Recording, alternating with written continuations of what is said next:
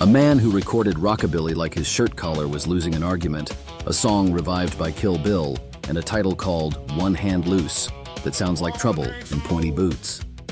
Welcome to Music Storytime, where we gently kidnap your algorithm and introduce it to better taste in music. Enjoy the background music in the free usage playlist, you dirty scoundrels. Now continuing today's Focus Music Band. Charlie Feathers, that is Charlie Feathers. And if your playlist has been behaving itself lately, he is here to kick the saloon door open with a kerplunk and a grin.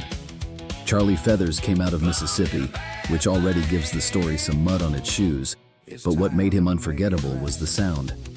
He did not sing like he was politely presenting a melody on a velvet tray. He hiccuped, yelped, swaggered, teased, and bent phrases until they sounded half-possessed and fully alive. Early rockabilly has no shortage of legends, but Feathers feels like one of the wildest cards in the deck, the one that keeps sliding back out of the sleeve decades later.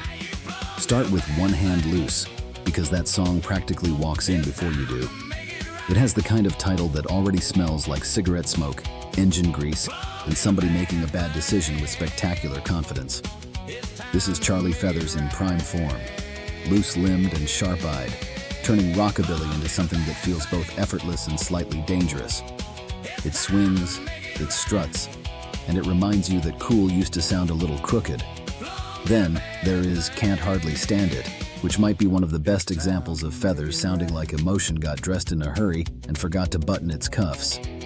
The song later found fresh life through movies and pop culture, which makes perfect sense because it has that cinematic snap. It does not just play in the room. It throws a chair back and starts telling the whole room what went wrong.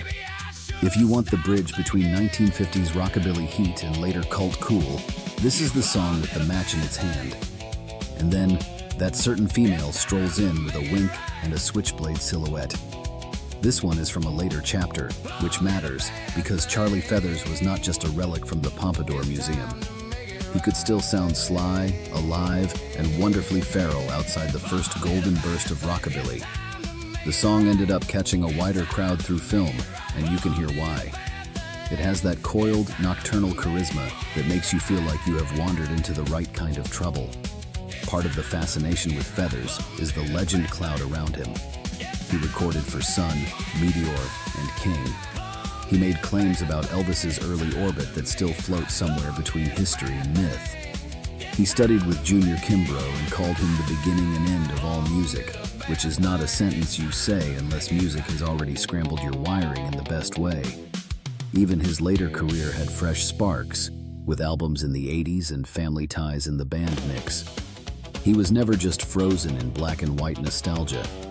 That is why Charlie Feathers still hits. He was not polished into museum glass. He sounded human, unruly, theatrical, and just a little bit dangerous, like the microphone had to hold on tight. One Hand Loose gives you the swagger, Can't Hardly Stand It gives you the cinematic shake, and That Certain Female gives you the sly after-hours smirk that proves this man's shadow stretched well beyond the 50s. Some artists preserve a moment. Charlie Feathers keeps rattling it.